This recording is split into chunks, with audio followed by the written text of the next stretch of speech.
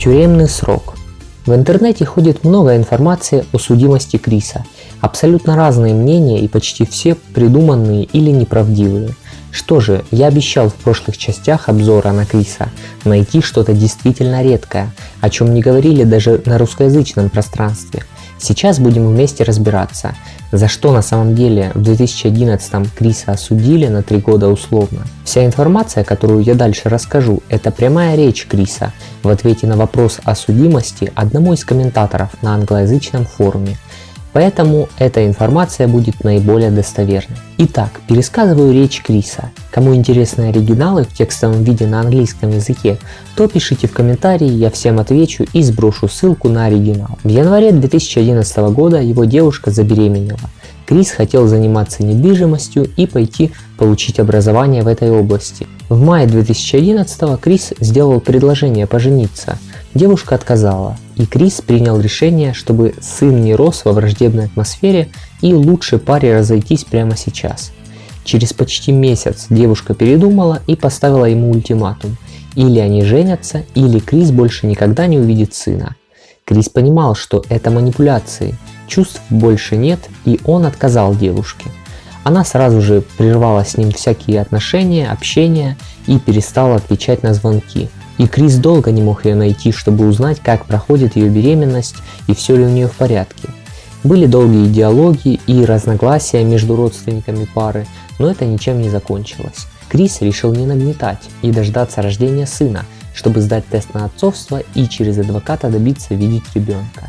Херия спустя время начал встречаться с другой девушкой, а у матери его сына также появился молодой человек. И казалось бы, все устоялось и начало налаживаться. Однажды, когда Крис проводил время со своей новой подругой, к ним в отель пришли 5 человек, они подошли сзади, и один из них ударил Криса по лицу.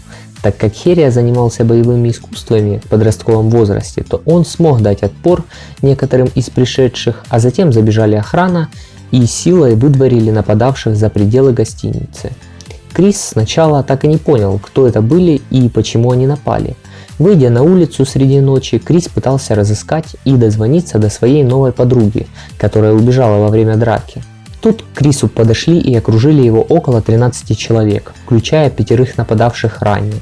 Они начали угрожать, и это была местная банда гангстеров. Начали они нападать по одному. Первый, кто напал, получил серьезные физические повреждения от Криса. Остальные тут же начали убегать и угрожать вслед ему и его семье. Крис нанял себе адвоката, так как он не понимал, чем все это закончится, и не зря. Спустя несколько дней на Криса вышла полиция и предъявили ему умышленное покушение на убийство, предъявив свидетелей и пострадавшего, именно того парня из толпы гангстеров, которого побил Крис. Люди из банды обратились в полицию. Их фейковая версия событий в суде была следующая. Тем вечером, когда была драка, рассказывали они в суде, Крис якобы сидел в отеле, и ему не понравилось, что один из них общался с девушкой, которая была матерью ребенка Криса, и якобы Крису это не понравилось. Далее они сказали, что Крис подошел со своими друзьями и стал словесно оскорблять их и потребовал покинуть гостиницу. После якобы позвал своих друзей, около 15 человек, чтобы разобраться. А затем, по словам пострадавшего гангстера, Крис напал на него с ножом и ударил в грудь. Вот такая официальная история по обвинению Херии и пошла в суд. Для тех, кто не до конца понял суть, поясню детальнее.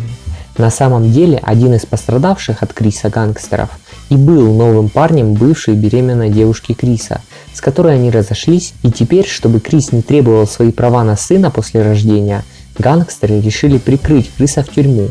Они и мать ребенка Криса были в сговоре и делали все сознательно. Эта фальшивая история долго не продержалась в суде, так как не было доказательств, но Крис это время провел в изоляторе около 3 месяцев. Сразу после этого следствие не закрыли и периодически вызывали Криса давать показания. В это время герой моего обзора и начал увлекаться калистеникой, чтобы забыть о всех проблемах и отвлечься. Ездил по миру, выступал на соревнованиях, постоянно просил разрешения у полиции и других органов на переезды по городам и выезд из страны. Спустя год после рождения сына Крису так и не дали встретиться с ним. При одной из попыток через суд добиться вновь видеться с сыном, на Криса возобновили старое дело по покушению на убийство, чтобы опять притормозить его отцовское желание. Гангстер все еще встречался с матерью ребенка Криса и вновь захотел посадить Херия в тюрьму. Они открыто запугивали Криса и говорили, что если он продолжит попытки, то сядет в тюрьму на 10 лет.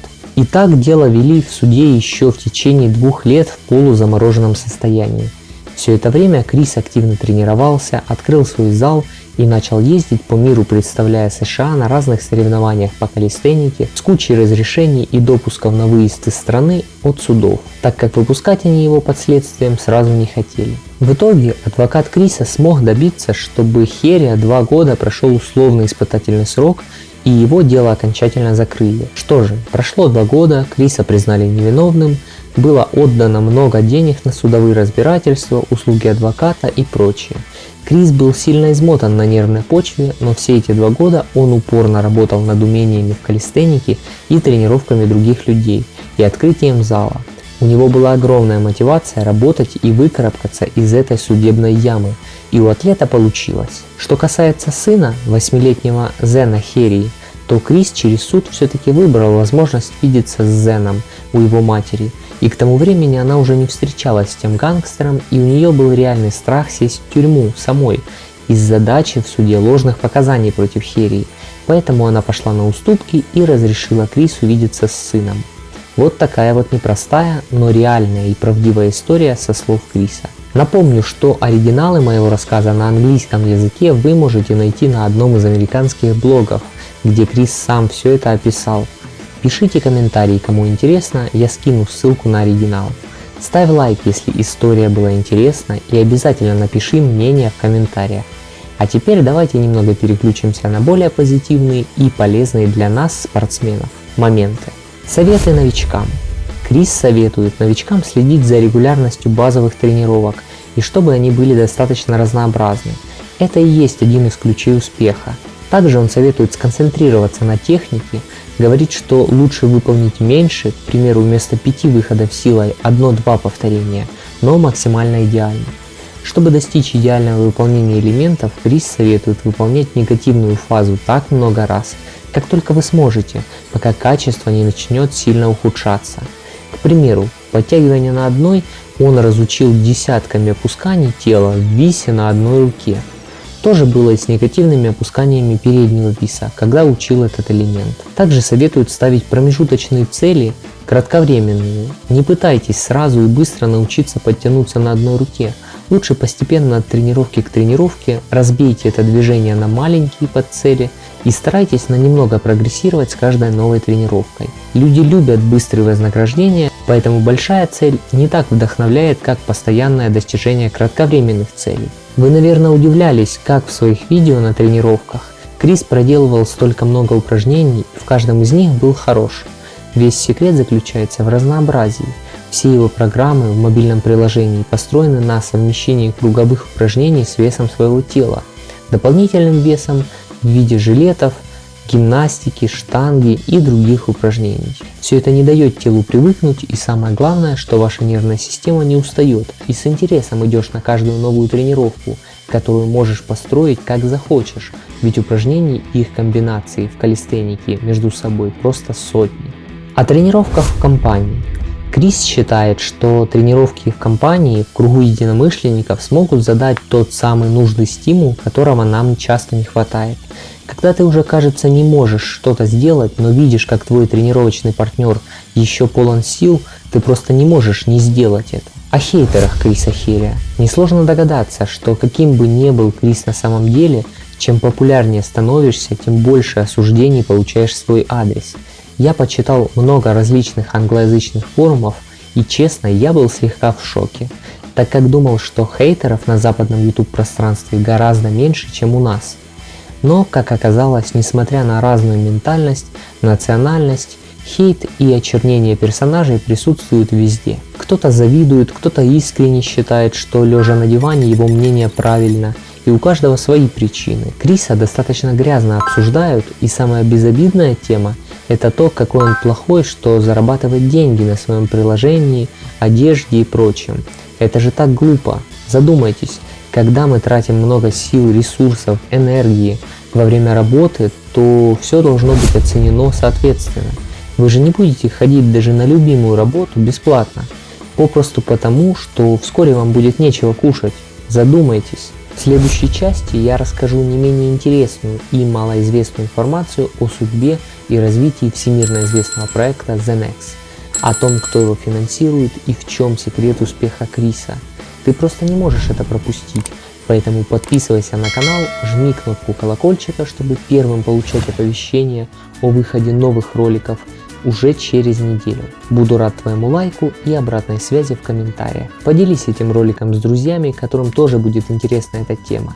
Это будет лучшей благодарностью для меня за проделанный труд. Напомню, в описании ждет подарок от меня для всех начинающих в калистенике. Ну а пока на этом все. Атлет спит в каждом из вас. И я его разбужу. Владырович, не прощаюсь.